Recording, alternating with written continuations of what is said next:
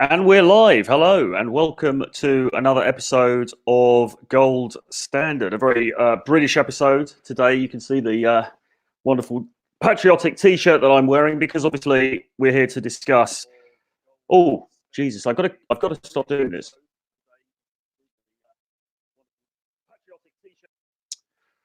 I really must stop leaving on the show in the other browser because it creates a terrible distortion and feedback, and it's not very good for me trying to present this damn thing. So listen, we're here to discuss Meghan and Harry. It's the last gold standard of the week, and look, this is the topic that's on everyone's lips at the moment. It's the topic that's on everyone's mind. It's being discussed all over social media. It's being discussed by a lot of people in the manosphere. I think Rich Cooper is actually talking about this at the same time. I think we're going to be probably discussing it on Rule Zero tomorrow as well. So, and obviously, there's lots of guys on Twitter talking about this whole thing about Harry, about Meghan, about the implications of it, about their different sort of attitudes towards it, about what they think of Meghan, about what they think about what's happened. And so I've been pretty interested in it, to be honest. I mean, and we'll get into the British and attitude to the monarchy in a minute because it may not necessarily be what you think. But I have to say, I've been quite interested in this story, and I thought it was something that really I needed to get on board with and to just to cover in the show. But I want this really to be a jumping off place for discussion. So I don't necessarily want to just spend the whole show with me sitting here talking about Meghan and Harry. I'm really, really keen for you guys to to come in with your questions as normal, and we can move this on to a more general sort of discussion because I'm not sure. I'm not a royal expert. It's not that just because I'm here in London, I'm here where the drama is taking place. But I don't necessarily have any greater insight into this than you guys. So with that in mind, I'm more than happy to sort of open up and widen the discussion to other matters. I mean, obviously, there's a lot to get our teeth into here because what seems to be happening is we're looking at a situation where a guy's got married to this woman who is a few years his senior. She appears to be, let's say, a very ambitious, showbiz type woman from the United States. It's looking like she has now. Well, he's made this decision to move away from his family, hasn't he? That's effectively what's happened. They've abdicated, if you like. They have decided to stand down from royal duties. It's pretty hard not to look at this as an impartial observer and think, well, it's her influence. Is he kind of being manipulated? And I think that's kind of what we want to get into today. But look, what do you think about her leaving the kids with him? Do you think this could be a ploy? Do you mean the thing about? I heard something about Archie. I heard something about that she had gone to Canada, and there's some talk now that he's gone to Canada as well. But I heard that they'd left Archie with one of her friends over in Canada. So I'm not sure what you mean by that. Have you heard that she's left the kid with him? Because that's different to what I'm hearing, but maybe I'm wrong. So basically, right. So let's talk about a couple of things here now. Let's talk about monarchy for a start. So I'm British, as you can see from this T-shirt, as you can probably hear from my accent. I'm living in London at the moment. I've lived here for many years. My parents were born in London. It is my home city, if you like. So I am, as British as they come, really. The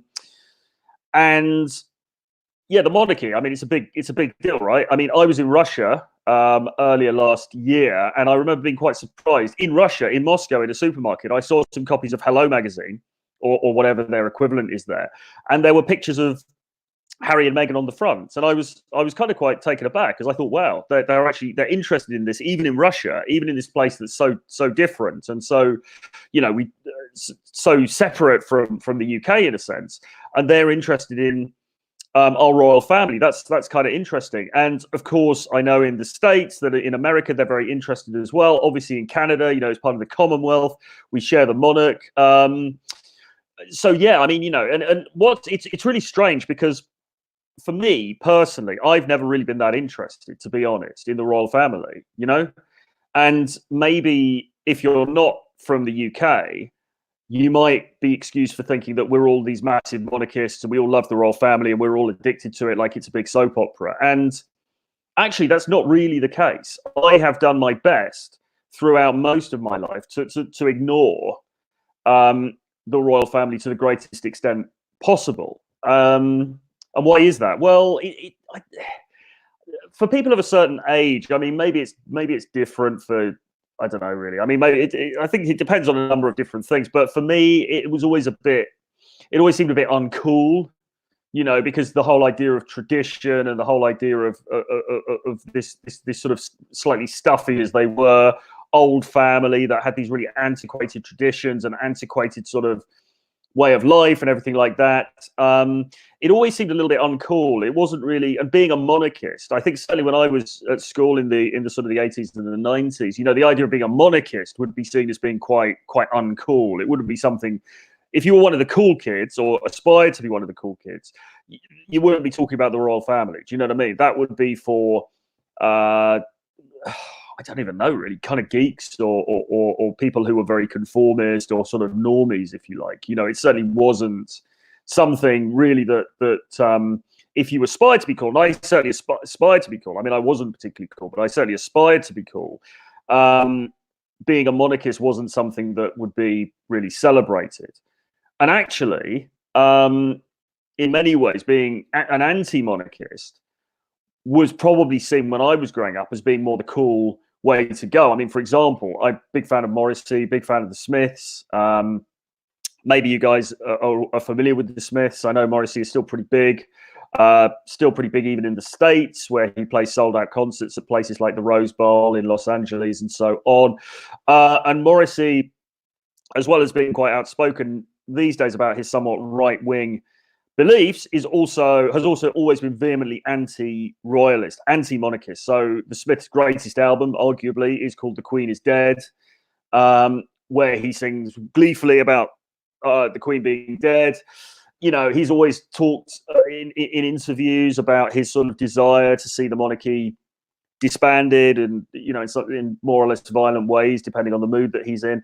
And so, in a sense, an anti-monarchistic stance could have been, for me, the more natural way to go, because that was what was seen as cool at the time when I was growing up.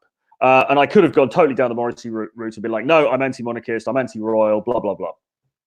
I never actually kind of went that far in my own thinking about it. I never quite went I never became anti-monarchist. I was just ambivalent. I just didn't care about the whole thing. I would just seek to ignore the whole thing. It just seemed uninteresting to me. It was just nothing to do with my world. My world was about going to clubs. It was about partying. It was about enjoying narcotic experiences. It was about meeting girls.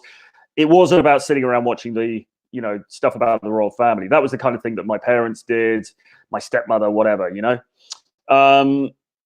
Yeah, so as Rafi says here, of course you've got the Sex Pistols as well. The Smiths, everyone took a dig at them. That's the kind of like the background that I came from, if you like. Now, as you get older and as you start and as we things like Brexit and so on, it's sort of like it's really changed my attitude towards Britishness and towards what Britain is all about. And I'm now just starting to sort of, I'm not saying I love the royal family, but I'm just starting to get to a position where I can sort of appreciate it a little bit more. And that's partly because of things like, as I say, going to Russia and seeing that magazine in the middle of Russia, which showing the royal family on the front. And you start to realize, you start to think, well, actually, this is my culture. And wow, people are interested. This is kind of cool. There's something kind of cool about this, even though it's pretty wacky. And even though a lot of the old traditions that they have and the protocol and everything is kind of strange, there is something quite cool about this. I sort of get it. I sort of see And there are other things as well, which I'll get into in a moment, in terms of the way that the British political system is constituted and the way that this country is run. There is actually there's a nice feeling about having a monarch. Now, of course, in reality, the Queen, the monarch, the head of state in this country doesn't actually have much political power in theory, but there is a nice sort of sense of checks and balances there by having the royal family in place. And I think if we didn't have them and we just had Parliament, I think we would be worse off as a country democratically, in a sense. And I'll explain a bit more about that in a moment. But anyway, so now we're in this situation where, okay, sorry, going back a little bit. So we have, of course, famous things that have happened in the royal family in my lifetime. The most famous of all probably being the death of Princess Diana, which was a massive, massive, massive thing in the UK and worldwide, of course. But it was certainly a massive thing in the UK. Now, when Princess Diana died, it's one of those things, isn't it? It's like when Elvis or John Lennon got shot or whatever. Can you remember what you were doing? And as I said, I never had, because I was so uninterested in the royal family. I was actually in Liverpool when Diana died. I'd been out for a night clubbing, drinking, whatever, and I was sleeping on somebody's sofa. I think I was actually at the house of the sister. My girlfriend was away, and I'd been hanging out with my girlfriend's sister. Nothing happened. It wasn't in that, not like that, but nevertheless, we'd been on some debaucherous night out, whatever. And I wake up on the sofa in this house in Liverpool with a massive hangover, probably still drunk from the night before, because that's how things were at that time for me. And this news was all on the news that Diana had died and blah, blah, blah. And I was like, oh, that's kind of strange. Princess Diana's died.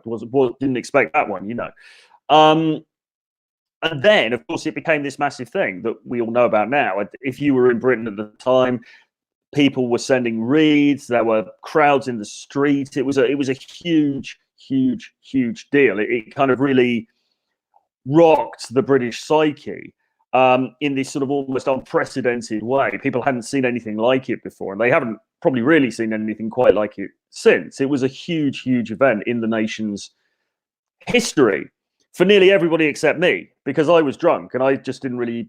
I just thought, well, why are you guys getting so head up about this? I didn't understand it. I sort of, I'd always been quite ambivalent about Diana, really. I'd always sort of found her slightly,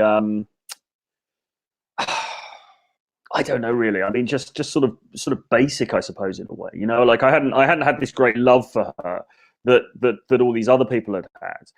And so again, that whole thing, and it went on for ages. I remember it at the time, and that whole thing kind of passed me by a little bit as well. But then, of course, after that, we then had we saw the princes being brought up and then growing into adulthood and everything, and they'd suffered this terrible, terrible loss of their mother at such an early age. And I think there has always been a sort of affection in the UK for the princes, and particularly Harry.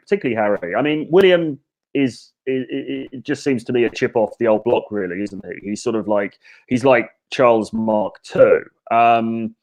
He is quite a sort of serious chap, quite austere, quite sort of driven by duty and everything else, and and all of that is fine. I mean, his marriage to Kate Middleton, by the way, there was another sort of, things got a kind of a little bit more interesting again at that time, because Kate Middleton was pretty attractive when they got together. There was quite a sexy picture of her in this see-through dress that she wore when she was at Edinburgh University. She was middle class, not really one of the upper crust. So there was a little bit of sort of disquiet about Kate Middleton, rather, when they were together, because it was seen that she was posh, but she wasn't aristocracy posh. She wasn't up there with the with the landed gentry or anything like that. Her parents were in business. Her parents were middle class business people, and so there was a certain sniffiness about her at the time. Is she quite right? Is she quite right for our William? She really cut from the right cloth. And of course, now I suspect that all of that is has dissipated, really, because, of course, it was. And this is the other thing as well. The stakes were higher with Kate Middleton and William, because he will be the next in line for the throne. So, and this is the other thing to put this whole Meghan Harry thing into context, is that Harry is, short of there being some sort of seismic, horrendous disaster, Harry is never going to be the king. So we have to put this into context, because in a sense, you know, he's never going to be king. Okay, they're in the royal family, but they're not in line to the throne. So therefore, you know, how serious is all of this stuff really anyway? So that's another thing that we have to bear in mind here. It was, the stakes were always higher with Kate, but I was quite like Kate. I thought she was quite attractive. I liked, you know, I liked the way she dressed. She's very demure, and I think now, because they've obviously been married for quite a long time, they've got kids. She's never, as far as I know, really put a foot out of line. She's always towed the line. I think any sort of sniffiness about her, I suspect, has now entirely dissipated. And Harry was always, there was always a kind of affection about Harry, because he was different to William. He was always the sort of the party boy, wasn't he? And I do remember a few years ago stories of him in Las Vegas. I believe he stayed at the Encore or the Wynn Hotel. Great hotel in Las Vegas. If you're over there, I've stayed there myself. It was awesome. And there was this story that he got naked on one of the nights, dived into the pool, you know, in the middle of the night. And he seemed to be having a bloody good time. You know, that was the thing. I mean, he seemed to be, and for the rest of us, you know, the commoners, it sort of seemed like, you know, if I was going to be royal, that's what I would be like. I would sort of, I do the royal duties, and I toe the line, but I'd also have as much fun with it as I could, particularly if you're royal and you're not going to become king, because you've got the royalty, but you don't have the responsibility. And so, in a way, it seemed like Harry was sort of living the dream, but he was living the dream in a sort of quite charming, roguish sort of a way that I think we all appreciated, really. And he dated various people as well. He was dating a blonde girl for a while, whose name I forget, but she was quite attractive. And yeah, you know, it all seemed sort of it all seemed quite fun and quite, you know, he seemed to be a good lad having a good time, and you know, I think we all sort of appreciated that. And then along came Meghan. Now, and this, I have to confess, I sort of tuned out really a bit with him dating Meghan and everything. I didn't pay that much attention to it. I paid sort of cursory attention to it. You know, you'd see things on the internet and stuff like that, but I wasn't sort of like madly following every single part of it. But you know, there was always a sense, for myself, not because he's royal or anything like that. There was always just this sense. Well, wait a minute, she's what, 38? He's like 36. She's a bit older than him.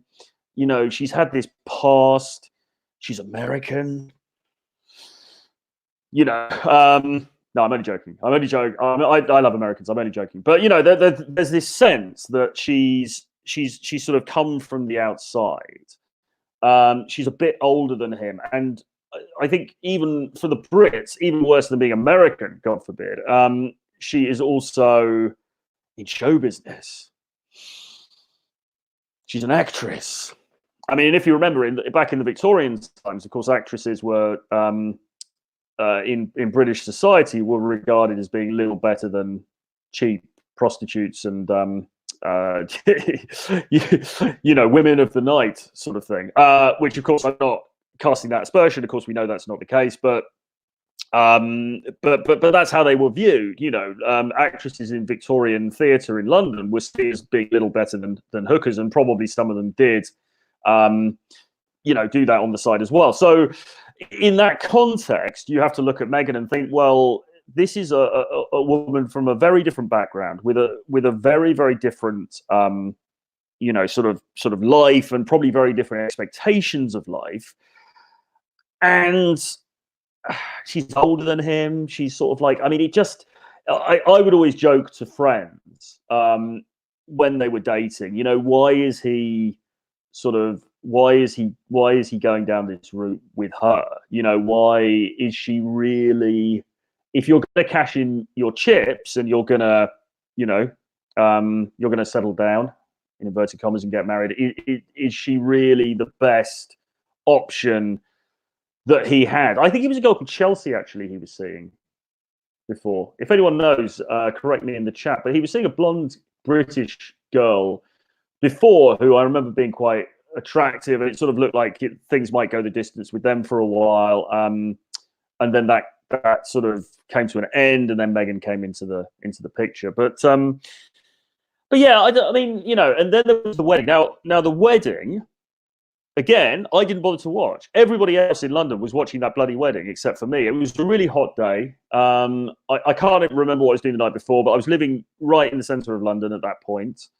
I came out into the street because I think I was returning some dry cleaning or something really banal like that. And it was getting to about 11 o'clock or in the morning or whatever time the wedding was. And the streets were literally deserted. Okay. The streets are absolutely deserted. I went into Soho, which is the famous former red light district, sort of quite sort of chic, little restaurant-y type area in the centre of London where I spent a lot of time. Went into Soho and there was literally nobody around. The streets were empty and it was sunny. And I was thinking, I remember walking down the street thinking, oh, I probably should watch this bloody wedding, shouldn't I really? Probably should have a look. And then I just thought, I can't really be bothered. Do you know what I mean? I just can't, you know, I can't really be asked to just watch this random wedding. You know, I don't even know that much about them, about her rather, and I just wasn't really that interested. You know, but everyone else was, except for, funnily enough, I remember on that day I walked through Soho and I met somebody that I know through the 12-step organization that I'm part of, who's actually quite a famous actor in the UK. And I sort of had a chat with him, and he obviously wasn't watching it either. And he said, yeah, I've never been a fan of the monarchy, you know. So there is this real feeling. Don't ever think that everybody in the UK absolutely loves the monarchy and is absolutely on board with them. There's plenty of people who are either ambivalent at best or actually want to get rid of them. So yeah, you know, that's just something to bear in mind there with all of this. So I didn't watch the wedding, but obviously I saw little clips of it later, and I read about it and everything else. And then there was all of this stuff that we were seeing on the internet and in the newspapers about her family, about the way that about the fact that the father was estranged, and about her past. And we started to get this sense of her as being, and this is again this is just taking the temperature on the streets here in the UK. We're sort of just getting the sense of her as being sort of, oh, I don't know, is she a little bit, is there something a little bit ambitious about her? Is there something a little bit sort of manipulative about her? You know, I remember sort of jokingly saying to people, oh, you know, is she right? Is she right for our Harry? You know, is she gonna treat him right? Is she gonna, you know, because putting aside everything that I just said about the ambivalence about the royal family for many of us, at the same time, you know, he's one of our own. He is the son of Diana. He went through that terrible thing, and we you know, like you would with a distant relative or somebody that you know, or you know, associate. You don't want to see them get into a bad situation. You don't want to see them get into a situation where they may end up being harmed in some way. And it just, my gut feeling was, I just got this bad feeling about the Meghan thing. But again, to be fair, you know, this is observing it from a distance. I wasn't poring over all of the news stories about them. I wasn't, you know, watching the news every night and sort of, you know, taking notes or anything like that. And then they did that documentary. So there was a documentary that came out in the UK. I think it was actually not very long ago, just before Christmas, which showed them touring in South Africa. And amazingly, the Royals actually have to do work. I mean, you can argue the the utility of the work that they do, but they do actually have to go and do work, and they have to do tours of duty in foreign countries and things like this. And there was this this documentary where a journalist who knew Harry quite well, who'd known him since he'd been a kid, went to travel to South Africa with them and went round with them while they did various different things, and you know, opened schools, and you know, did charitable stuff and everything. And I actually watched that. I watched that with my girlfriend, and because I was becoming more interested in this dynamic between them, and you know what was happening. And of course, in that documentary, I don't know if it was shown in the States, but it was quite a big deal over here. They talked about how difficult things had been for them. They talked about the struggles that they had with the British tabloid press, and in particular, Meghan spoke to this interviewer, and she thanked him for. He said to her, "Well, how are you? You know, are you okay? How are things going for you?" And she thanked him for, you know, his sort of act of kindness, I suppose, in terms of he saw her as a human being who might be suffering, and blah blah blah. And you know, she said, "Look, things have been very, very tough. Things have been very difficult for us." And there was and they sort of referred in that documentary about the fact that maybe they'd spend more time in South Africa working on the charitable stuff that they're doing. So this has been trailed a little bit since last year. This feeling that perhaps they would break away from the UK a little bit, that they would sort of seek to spend more of their time outside of this country. So yeah, so you know, I saw that and I thought, well, that's kind of interesting, you know. And you could tell that she was genuinely, you know, not happy about the way things were, and you could tell that he also was not happy with the way that the situation had gone. Now, let's say something else here. Let's talk a bit about the media in the UK, because what we have in the UK is what they call the tabloid press, which are the popular newspapers. Now, okay, we all know we live in the world of Snapchat and Instagram and everything else, and newspapers are plummeting in terms of their circulations and their influence, but they are still very, very, very powerful things. So the main ones we've got are the Sun. There's another one called the Star, which is still pretty big. Then the Daily Mail, which is huge. The Mail on Sunday, and then you've got the Mirror. So the first ones that I mentioned, the Sun and the Mail, are both broadly right-leaning in terms of their politics, and then you've got the Mirror, which is more left-leaning, and then there's another one called the Express, which is a very royalist, right-leaning paper, which, as far as its print edition is concerned, is so small now that it's almost not worth mentioning. But they are quite big online, and they do a lot of pro-Brexit type stories online, so they still have a voice as well. So you've got this tabloid press, and the tabloid press in Britain have always, for as long as I've been alive, been notorious for hounding people, for doing dodgy things in order to get stories. So there's all of there's been all of this controversy about phone hacking that was happening in the 80s and the 90s, when celebrities and prominent people's phones were being tapped so that the journalists could extract stories. Loads and loads of this stuff going on. And it does seem that, and this is just in Meghan's favour here, it does seem that she has been hounded to a large degree by the tabloid press in this country. And certainly, you know, both of them have been under a lot of scrutiny since they got married, and there's been all number of different stories about them and things. And again, you know, for me, it just becomes wallpaper in the end. I'm not sitting there poring over every single story about them, because there's so many. But obviously, what she's saying is that she has found the pressure to be so extreme that it's become untenable for her, and there's been some talk about her mental health and everything else, and the extreme pressure that she has been under, and also him as well. And they're now, I believe, taking legal action against one of the newspapers because of the way that that paper reported on them. So that this is ostensibly what appears to be at the root of the decision.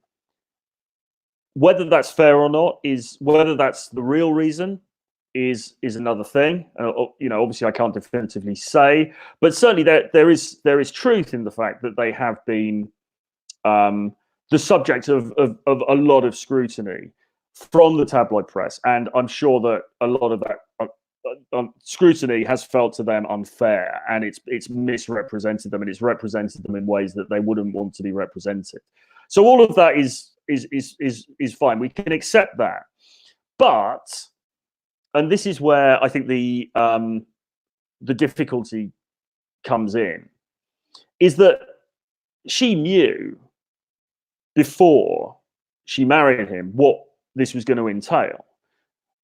She must have known, or you would imagine that she knew that she was going to be subject to all of this scrutiny, and it kind of just feels to me a bit like, if you're gonna join the royal family, if you're going to become a member of the British monarchy, that historic, centuries old, the oldest remaining royal family in the world, that this centuries old dynasty, and that this central part of English and European and world history, if you're going to become part of that, then it seems a little bit sort of much to then 2 years later go, oh, do you know what? Actually, it's a little bit tough, that job. I think we'll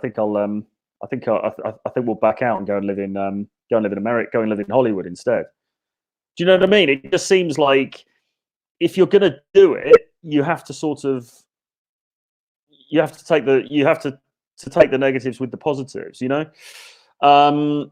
So there are two sort of opposing sides to this here, and Piers Morgan, the British journalist and provocateur, who is very big on Twitter, follow him on Twitter, wrote a really interesting piece. Now, Piers Morgan is somebody that a lot of people find insufferably irritating, and I have to say, I find him somewhat irritating myself. He's very smug, he's very opinionated, he's cantankerous, he's very reactionary, etc., etc. But he does make some good points, and he wrote a really interesting article about this whole thing, which I will probably link below after the show.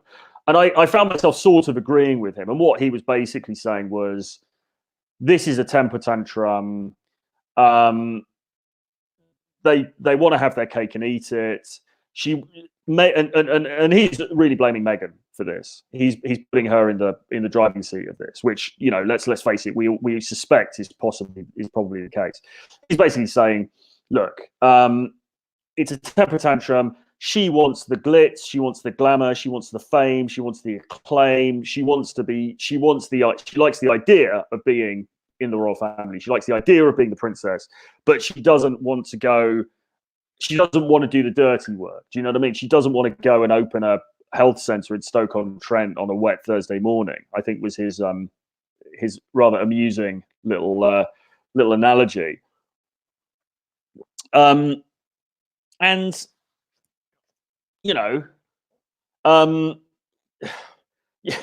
you can't help thinking he's probably got a point. She just doesn't. I mean, being in the royal family and also they've called themselves senior members of the royal family, and they kind of are, but they're junior senior members, if you know what I mean. They are, they're not in line to the throne. It comes with immense privilege, but it also does come with responsibility, and some of that responsibility is pretty banal. It is doing things like traveling around the world, but also the UK. It is things like going to Birmingham and opening a civic centre or a library or something like that. I mean, this isn't the glamorous sort of Hollywood style spectacle that maybe somebody like Meghan would have envisaged or would want, you know. And so what people are saying over here, the people who are critical of this, and there are a lot of people who are critical of what's happening, they're basically saying, look, she just wants to, they want to cash in on the royal name, and they want to swan off to America, to North America, to Hollywood or wherever they're going to go, live off the fact that they're sort of royal, but not have to do any of the duties. And what Piers Morgan in his article ended up saying was they should be stripped of their titles. They should no longer be allowed to be royal. If they want to break off, then that's fine. They can do that, but they shouldn't be allowed to call themselves Her Royal Highness or His Royal Highness or anything anymore, because they shouldn't be part of the institution. If you're going to walk away from the institution and not do the duties, then you should forego the honor of being able to say that you're part of that family. So let's have a look at what people are saying. She's a twat. Adam says, knew exactly what she was getting into. Weak Harry can't handle her. Well, yeah, you know, I mean, this is the thing, right? I'm trying to be a bit more even-handed here, because I know that a lot of guys in this space are just going to be like, yeah, she's, you know, hypergamy, blah blah blah, and they're going to pile in on her, and I basically think that too. But I'm trying to be a little bit even-handed here, because you know, just for the sake of balance, sort of thing, and to give you guys an idea of what people in the UK are thinking, if maybe you're not in the UK yourself. But yeah, I mean, you know, I think the gut instinct is that we can't help but agree with Adam, isn't it? She knew what she was getting into. Weak Harry can't handle her. Here's the thing, right? I mean, it's one thing. What makes me a bit sad about the whole thing is the schism that appears to have occurred between Harry and William. Now, I don't know exactly what is at the root of that. Obviously, I mean, how would I know? But if it's been created or exacerbated by this situation with Meghan, that seems sad, because what I fear, and I think what a lot of people fear is happening here, is that we have a woman who's come into this scenario. Meghan's fallen in love with her. He's got married to her, and now she is seeking to, you know, she's not happy, clearly, and so she is now seeking to, what's the word? You know, to take him away from his family, his friends, his country, to isolate him, and there is great fear about what the end game of this is going to be, because, of course, if things don't go well and they end up getting into a situation where she decides that she's still not happy and she wants to get a divorce, then how is that going to play out? Is Harry just going to be played? Now, there will be people who will say it was the plan all along. Do you know what I mean? This is her strategy. She's had this, you know, she snared the prince. She's isolating him from the family, and now she's going to rinse him. And that was the strategy all along. I would differ in that regard. I mean, I don't know that. I think it's a bit cynical to assume that she had a strategy that's planned out like that. But that's not to say that that's not what will end up happening. You know, to say that she's sitting there and she's planned it all in her little notebook, and she's sort of like, right, after 2 years I'm going to do this, then after another year I'm going to do that, and then I'm going to divorce him and take him to the courts and, you know, take half the money or something, I think is I find a little bit far-fetched. I don't sense that to be the case. However, that's not to say that's not what will happen, because what we seem to be seeing, as Adam so sagely puts it, is a lady who is being somewhat manipulative here, and we have a man, Prince Harry, who isn't standing up to her. Now, what would have happened? I mean, and okay, people have made a lot of comparisons with Edward and Mrs. Wallace that happened back in the day. But if you imagine if this was the Victorian times, what would have happened? If this was the Victorian age, well, he wouldn't have married her in the first place. But say he had, and this was the Victorian age, he would have just given her a stern talking to and said, "Look, you might not be happy, but I am born into this family. I am you know, a member of the British monarchy. That entails certain responsibilities, and you're just going to have to wear it. You know, we stay here because this is my country. I'm here to serve my country. Yeah, you know, and if you're not happy that I'm very, you know, I regret that, but there's nothing I can do about it because this is my duty. And instead, what we're seeing is that he's appears to have just gone along with this. And he said, yeah, okay, fine, darling. You're not happy. You want to move to Canada or wherever. Yeah, let's do that. And let's put up a website explaining this, not tell the Queen or senior members of the royal family, and just send it out to the press. And yeah, sod it. Let's just, you know, let's just do it. It feels very much like he is being led along by her, and he hasn't put his foot down. Now, perhaps he would say, well, I love her. And as he did say, I think at the time of the wedding, what Meghan wants, Meghan gets. And that may well be what he thinks. But, you know, I mean, love is blind, isn't it? This is the problem. Love is blind. And is he doing the right thing? Is he doing something that if he'd never married her and it was 5 years ago and somebody said to him, this is what is going to happen, would he sit there and go, yeah, I think that's fair enough, that sounds like a good idea? Or would he say, well, I wouldn't do that, I'd be a bit careful about doing that, I'd be a bit careful about severing my ties with my family and with, you know, my grandmother, and you know, rocking the boat of the British monarchy, you know? Yeah, I don't know. It just what do you think? I mean, it doesn't feel. I didn't hear the news and think, wow, that sounds great. Good luck to them. Do you know what I mean? I heard the news and I thought, ooh, that doesn't sound good. That doesn't sound like it's going to end well.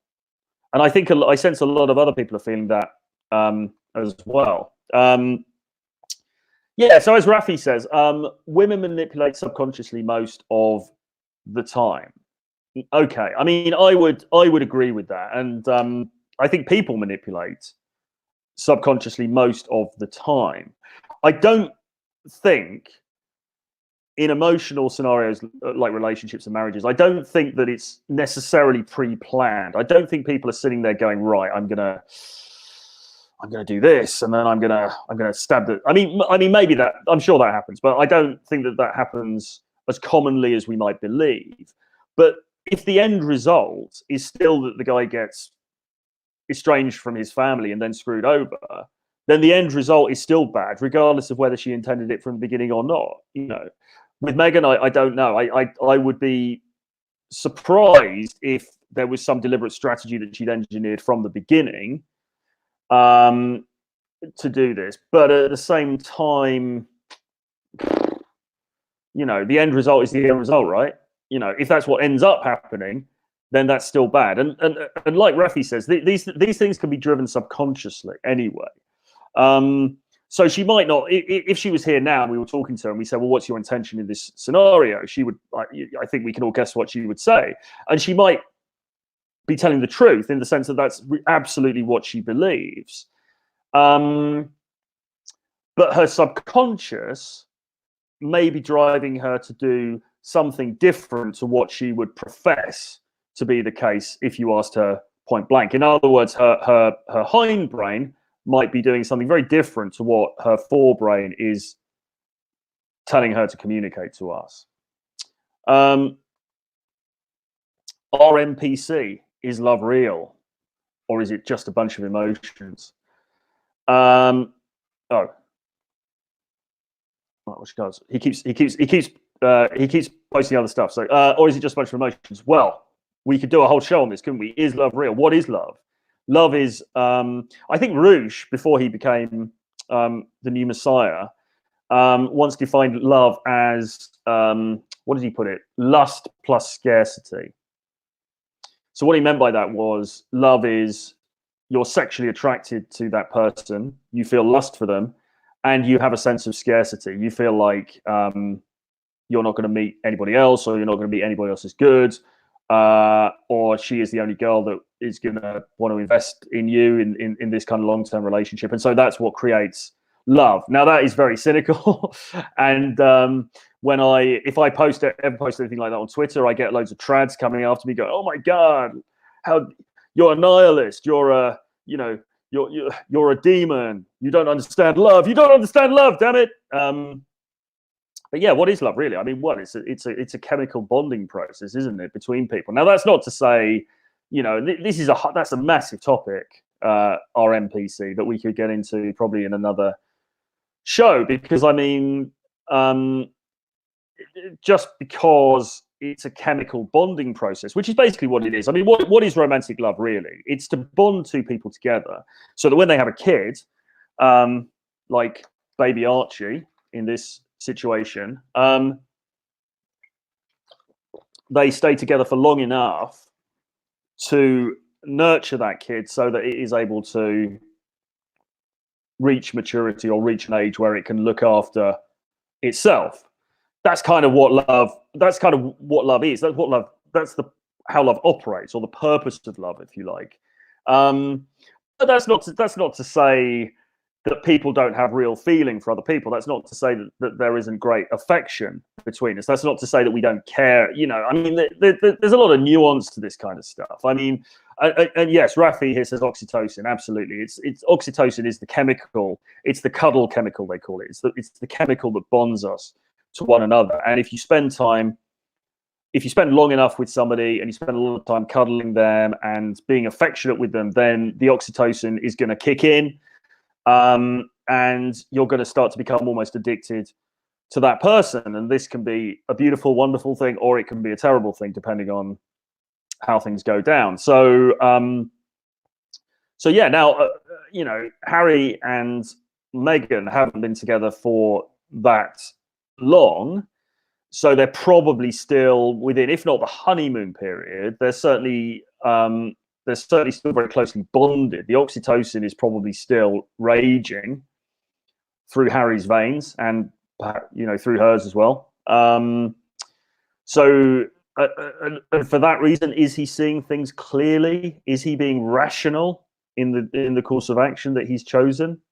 Or is he being blinded by love? Is he being blinded by oxytocin? You know, this is the thing. Is he going to regret this in some way in the future? Because he's putting a lot onto this, isn't he? You know, it's not that he's ever going to end up poor and destitute or anything. You know, there's a lot of money there. It's, you know, but if this doesn't work out, if this relationship flounders in some way in the future, is he going to think, well, should I really have estranged myself from my family? Should I have caused this deep rupture in the royal family? Should I, you know, is he going to regret it? I think he possibly might. So he's got to be, if you're going to do something like that, you've got to be 110% sure that the person you're doing it with, in this case Meghan, is also fully on board. And here's the other thing, right? Let's face it, Harry and William and all of them are going to be coming at this from a pretty blue pill, let's say, societally informed angle, aren't they? You know, it's unlikely that Harry is watching Rule Zero every week or reading the Rational Mail. You know, Harry is going to have a very traditional sort of sense of ideas about love, about duty, about marriage, about the sanctity of marriage, about being a family man, and all of those kinds of things. He's gonna, I mean, you know, how can he not be a traditionalist? He's in the bloody royal family, for God's sake. So that's going to colour the way that he looks at this. And if she is saying to him, "I'm not happy. I've been mistreated," and everything else, then he's going to do the honourable thing, what he regards as the honourable thing, and he's going to side with his wife, because that is what a good man, trademark, does. He sides. He looks after his woman. He makes sacrifices for his wife. And what is this if not a great sacrifice for Meghan? You know, walk out of, to effectively, you know, I know they're not really, but to effectively walk out of the royal family. It's a sacrifice, but he would see that as being the right thing to do because she is his wife and he loves her. Now, the problem that he's got is that a lot of the rest of us are sitting there going, well, hang on a minute, mate. She looks like she might be a bit of a loose cannon. You know, um, you know, there are certainly red flags around Meghan, let's say, and there are certainly people who think, well, is she just a social climber? Is she just a gold digger? To put it in its crudest form, is she just somebody who is? And if she is, this is this is a not a good direction of travel, right? This is something that really it feels a bit rushed. It feels a bit hasty, and it feels like something that somebody's going to regret down the line. And by the way, I mean, this is always the problem with relationships, right? Because it's all very well, Harry, I'm sure, regards himself as the honourable dude who's going to do the right thing, who's got that traditionalist mindset, who stands up for his wife and all that kind of stuff. But that's only 50% of the equation, and there's no telling where she's coming at this from, and we don't really know. And to be fair, perhaps part of the anti-Meghan feeling in Britain, at least, is because she is foreign, and perhaps it does raise people's nationalistic hackles in a way that perhaps we wouldn't necessarily like to admit. Perhaps there is a sense of, well, she's an interloper, she's a foreign interloper, and sure we can quite trust her, chaps, and maybe that's unfair, but you've got to go on gut feeling with these things, haven't you guys? Do you know what I mean? And it just, I mean, if Harry was your mate, what would you be saying to Harry? Would you be saying, yeah, good job, this is absolutely sounds like the right decision? Or would you be going, oh shit, I don't know. How much is it well time to start? Well, that's interesting, isn't it? I don't know is the answer. I don't know. I mean, I hadn't thought of it as being a specific distraction. Yeah, I suppose it might be. But I don't know though. I kind of sense this has been bubbling up for a while, so I kind of feel like it probably is just a coincidence. They've come one after the other. I mean, let's even get started on the Prince Andrew thing, because obviously that's a whole other kettle of fish. But so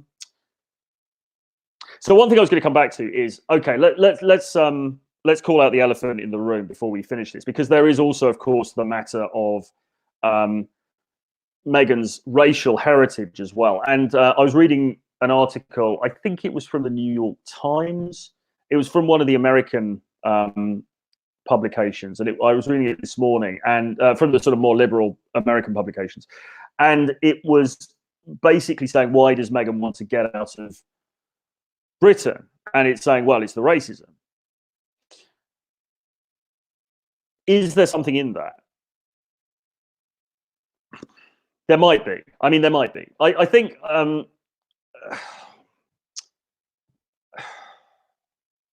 what this article was arguing was that there is institutional racism within British society and within the press, and that naturally had a negative impact on the way that she was treated, the way that she's been treated. There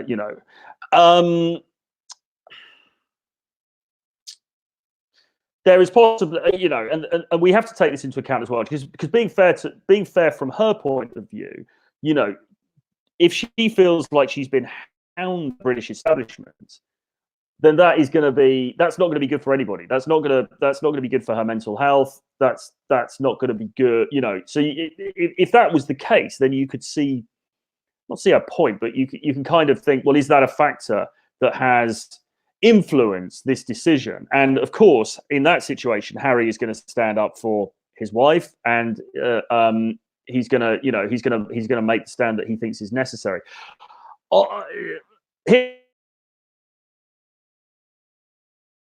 So they were saying, a BBC journalist compared their baby to a chimpanzee and all this kind of thing. And if you look that up, there is a story about how a journalist called Danny Baker tweeted a picture of a chimpanzee and made some reference to them. And I mean, that is without question, that is reprehensible. I mean, that is absolutely a terrible thing to have done, and he shouldn't have done that. But I mean, what I would say is that he is not representative of. He's an individual. He did it as an individual, as far as I know. He is not representative of the media within Britain. He is just one person who's a bloody idiot who did something stupid that he shouldn't have done.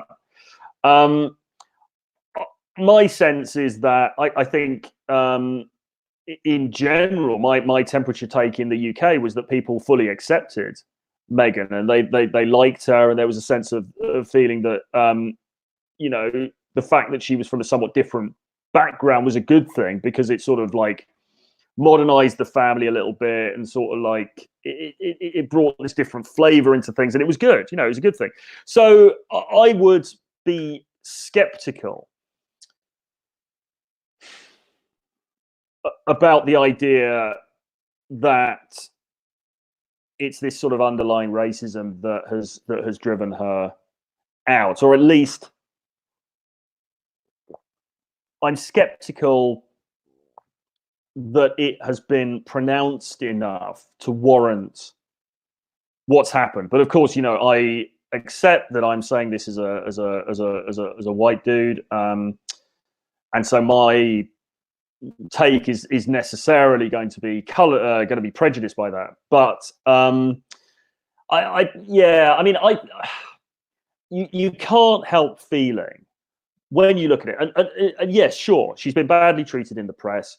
Sure, there have probably been those unpleasant undertones in the way that she's been treated, and I'm sure to her, that's going to be a factor. I'm sure that's going to be something that is going to be associated with this decision. But nevertheless, putting all of that to one side, because as I said, I mean, they've all received. I mean, Diana, of course, received a lot of shit in the press.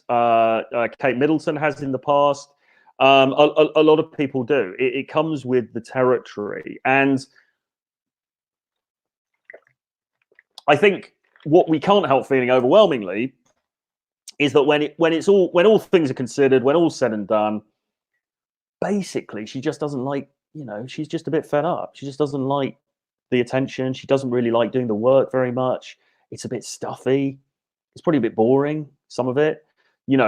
I mean, there's her wokeness and all the rest of it that, of course, hasn't necessarily been received with perhaps the enthusiasm that she hoped. But then, of course, you're in the royal family. You are. There is a line to toe, whether you like it or not, and you might not like it, and it might be wrong. I'm not saying it's right. I'm not saying it's written. It's not sacrosanct, like written in stone, that members of the royal family should behave in a certain way or should only talk about certain things. But at the end of the day, if you become a member of the club, you have to observe the club rules. And we can't help but think, in the final analysis, that she's just sort of a bit fed up with it. She kind of wants the glitz and the glamour a little bit. It's a bit of a tantrum. Is tantrum too harsh a word? It's a bit of a tantrum, and Harry has gone along with it. And we can't help feeling concerned that it's going to turn out to have been the wrong decision, because there are enough red flags for a great many people in this country and across the pond and everywhere else to think, "Ooh, this just doesn't feel quite right." And I suppose, gut feel is, I mean, obviously, none of us have. Well, maybe if somebody has met Meghan, who's watching this, please do identify yourself in the chat. But I'm assuming that none of us have met her, so we don't know her in person. But there is, nevertheless, gut feel. You still get a gut feeling about a person over a screen, can't you? You still get a gut feeling about somebody from the way they represent themselves in public. And I think too many people have a gut feeling that something's not quite right about this whole situation. To sort of think, well, Harry really should have had a bit more of a backbone. Harry really should have said, "Look, I'll do everything that I can to improve this situation, but you have to understand that this is my family, this is my country, this is my duty. This all of this stuff is central to my identity." And it just feels like she's called the shots and he's gone along with it. I suppose, only time will tell what's going to happen, how this situation is going to pan out. And you know, as well, I mean, one final note is, I would say there's something that sort of rankles me a little bit to see Harry sort of, you know, I mean, if he ends up going over to the States and it becomes a bit of a Kardashians type, almost reality show type thing, there's something a little bit disappointing about that. You know, as much as I started this off by saying I'm not really a royalist and I don't really care, it sort of, it just kind of cheapens the whole thing a little bit in a way that I just don't really, I'm not keen to see. I'm not keen to see it cheapened in that way, you know. So I hope that whatever they do next, they keep it classy, as the kids say these days, because it would seem a shame if they become a sort of, you know, almost like a sort of a Kardashian style sideshow selling their wares to, you know, an American audience. It just feels wrong. I don't particularly like that. George St. Pierre. Meghan is an American thought who spent her college years blowing jocks and players. She won't stop until she completely kills that beta. Well, indeed. I mean, of course, the fear is what will happen as we go down the line with this story. This is a good one. Alec. I see your point, Troy. I think this is talking about the race issue, but I think the fact she's an American actress with sex scenes is probably more abrasive. The race card has been pulled because it's an easy target for the media. Yes, I think there's something in that. I mean, like I said before, I think when you think about the history of how actresses were regarded in this country, it's not so long ago. Well, it's quite a long time ago. It's like Victorian times. But if you read Oscar Wilde and people like that, actresses were regarded as little better than prostitutes, you know. So I suspect within the establishment in this country, there's still a little bit of that feeling, you know. So she's an actress, is she? Oh, really? Is she? That doesn't sound quite right. She's not. Is she good enough for our Harry? You know, it's that kind of attitude. And yeah, so I think you're right. I think it's. I don't think it's her race overwhelmingly. I think actually, you know, if you look at the wedding and everything, I think that's been well received by the majority of right-thinking people in this country. I think it's the other things, really. I think it's the show busyness of her. If anything, that has rankled people, because, like I said, I mean, if you look at Kate Middleton was middle class. Kate Middleton's British. She's about as British as you can get, but she's middle class, and her parents are in business. I mean, I think her parents had I don't know what her parents' business is, but I think it's something like they sell novelty goods or something. They probably sell this jacket, actually, or things like, you know, or things like, you know, they sell kind of like novelty sort of party wear goods. And people were sniffy about that in Britain. It's like, oh, I say.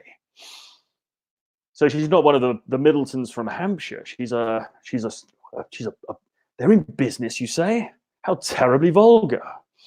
You know, it's that kind of attitude. And I think and the fact that Meghan's American as well will only increase that amongst some of the more upper crust members of our wonderful society here in Britain. So I think you're right about the race cards. The race card. The British are racist. They're classist. Only the Americans specialize race and politics. Yes, I mean that's true. I think we are very, very classist. I mean, having said that, it's kind of it's interesting to read Victorian writers. I read a book by Anthony Trollope last year or the year before. Trollope was, I believe, more or less a contemporary of Dickens. Maybe he was a little bit later, but he was a very prolific Victorian novelist. And I was reading one of his books. I think it was The Prime Minister, actually, a book called The Prime Minister by Anthony Trollope. And that concerns a foreigner coming into British upper crust society and marrying a blue-blooded British girl. And this guy, they're not quite sure of his background. They think he might be Portuguese. They think perhaps he is Jewish. I forget if it's properly revealed in the text, but certainly he's not British. And I have to say, the snobbery and the racism that comes through in that book is really quite extraordinary. I remember reading it thinking, God, there's no way this thing would ever get published now.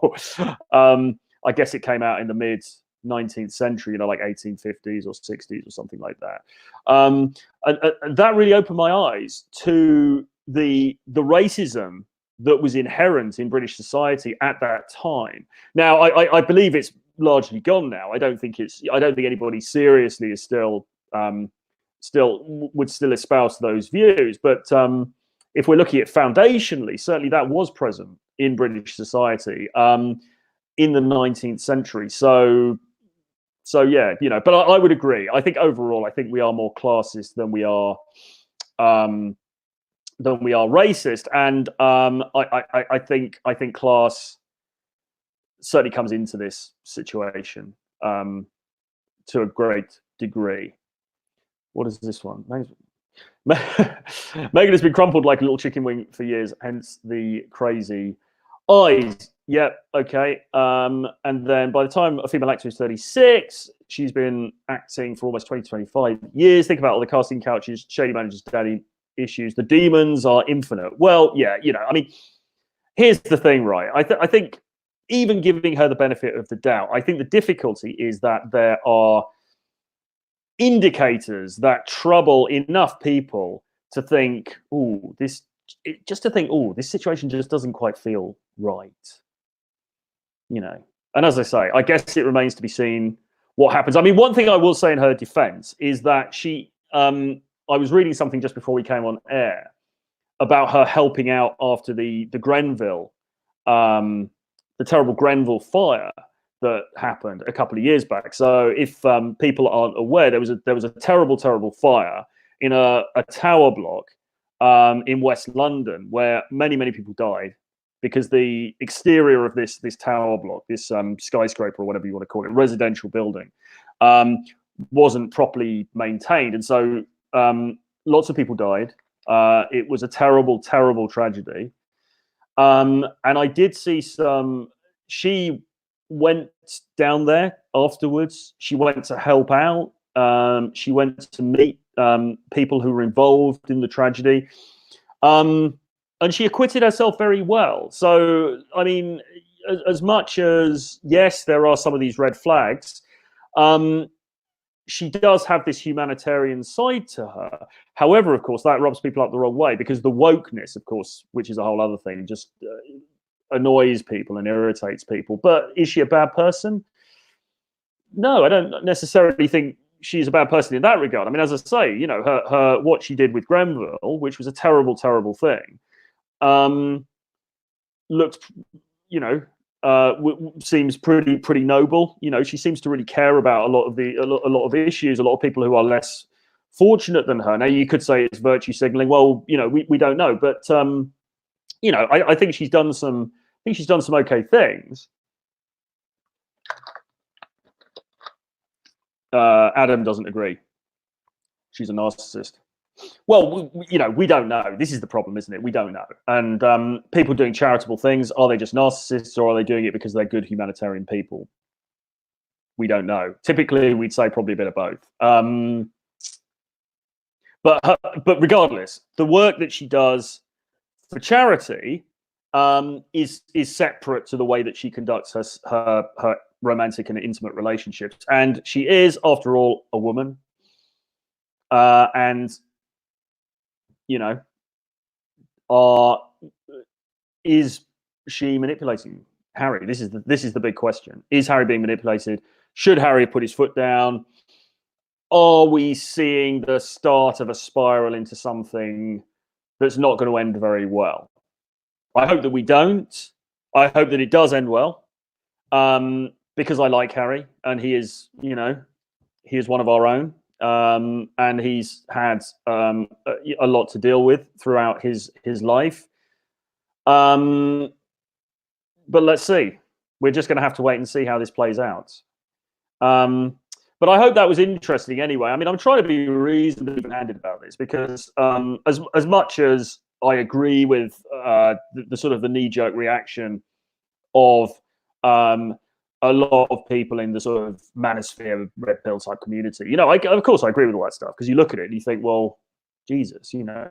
But I'm trying to be reasonably even-handed here, and I'm also trying to give a little bit of context in terms of the way that the press is over here, you know, the way the establishment is over here.